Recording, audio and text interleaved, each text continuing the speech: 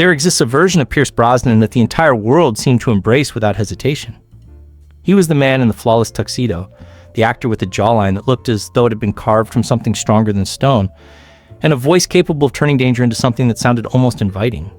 For countless moviegoers, he represented the ultimate cinematic fantasy.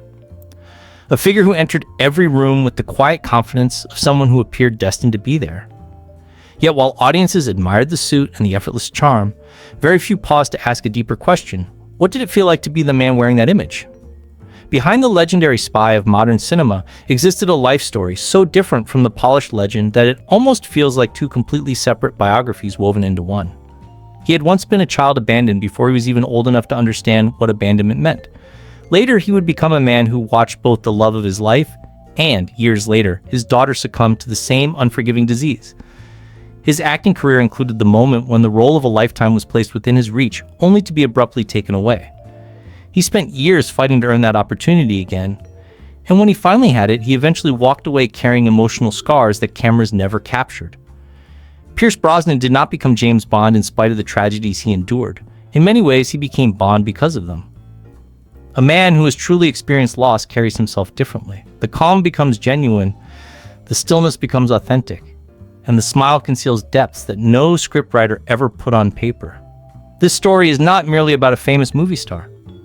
It is the story of a boy from a quiet Irish town who spent most of his life searching for a place that truly felt like home and eventually discovered it in places he never expected. Before going further, consider this. If you have ever felt like an outsider inside the life that was supposed to belong to you, then stay with this story, because that feeling is exactly where everything begins. There is a particular form of loneliness that does not have a simple name. It is not the loneliness of sitting alone in a quiet room, nor the kind that appears at crowded parties where nobody recognizes you.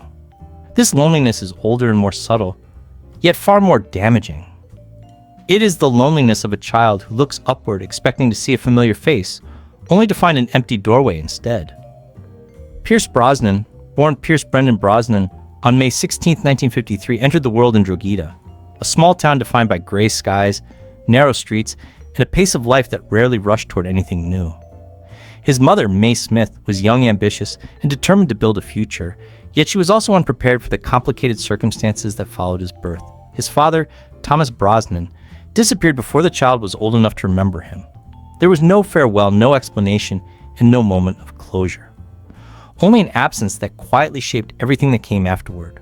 Soon after, his mother also left, not out of cruelty, but because necessity demanded it. She traveled to London to train as a nurse, pursuing the only opportunity she believed could secure a future for both herself and her son. That future, however, had no immediate space for a toddler. As a result, young Pierce was placed in the care of his maternal grandparents, Philip and Kathleen Smith, who lived in the quiet Irish town of Navan. He was barely a year old at the time. Imagine what that means. Before he could walk confidently, before he could speak in full sentences, and before he had even formed an idea of what a family should look like, his own family structure already resembled something incomplete. His grandparents were loving and kind people, but even genuine warmth cannot fully replace the absence of a mother.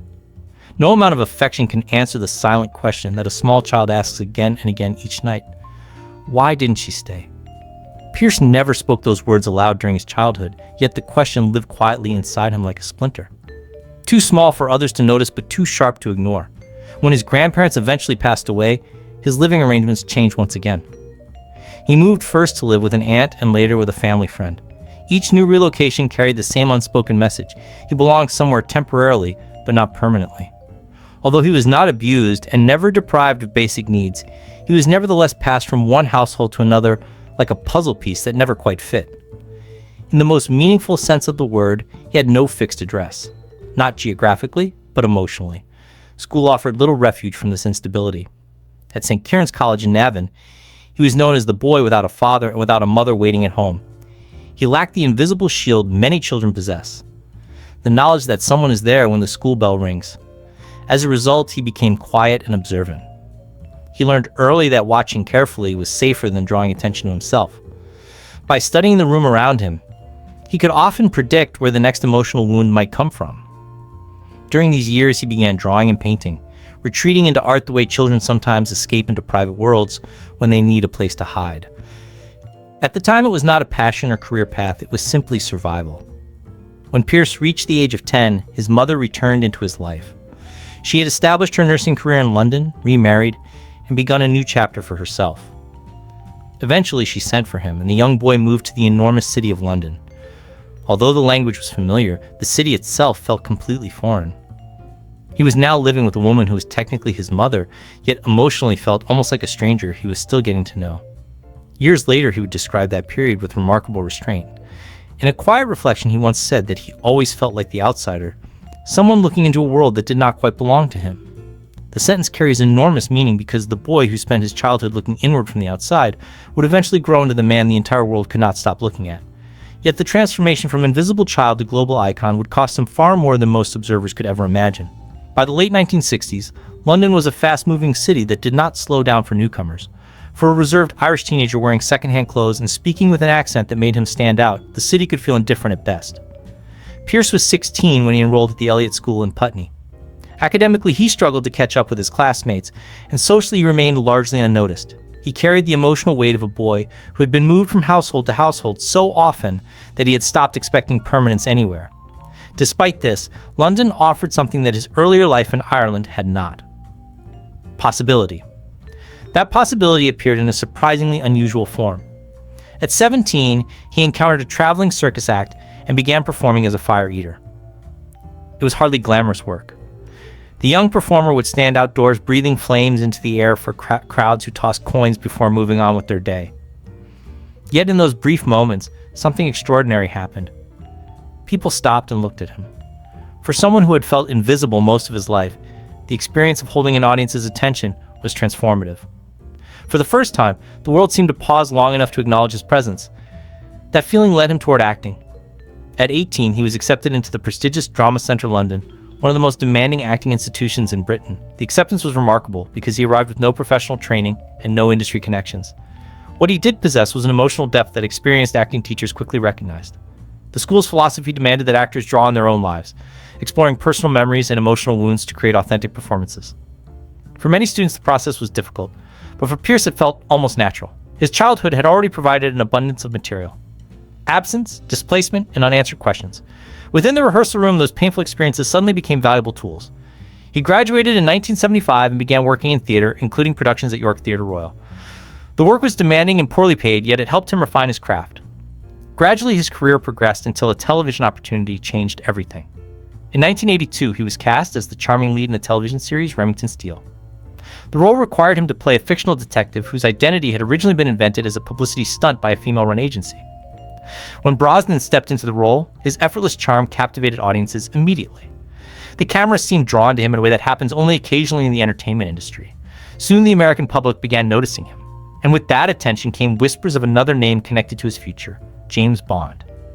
Before that door could open fully, however, tragedy and circumstance intervened. In 1977, he met Cassandra Harris at a party in London.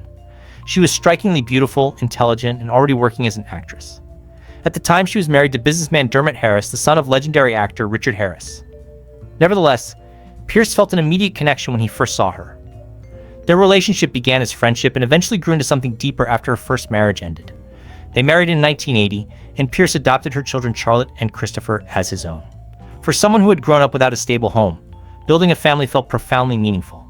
Years later, tragedy struck when Cassandra was diagnosed with ovarian cancer in 1987.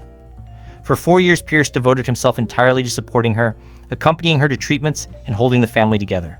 She died in 1991 at the age of 43, leaving him widowed with 3 children. During the same period, his professional life suffered another painful blow when a contractual issue prevented him from accepting the role of James Bond in the 1987 film The Living Daylights, a role that eventually went to Timothy Dalton. Although he handled the disappointment publicly with grace, those close to him understood the depth of the loss. Nearly a decade later, the opportunity returned. In 1994, the producers at Eon Productions contacted him again.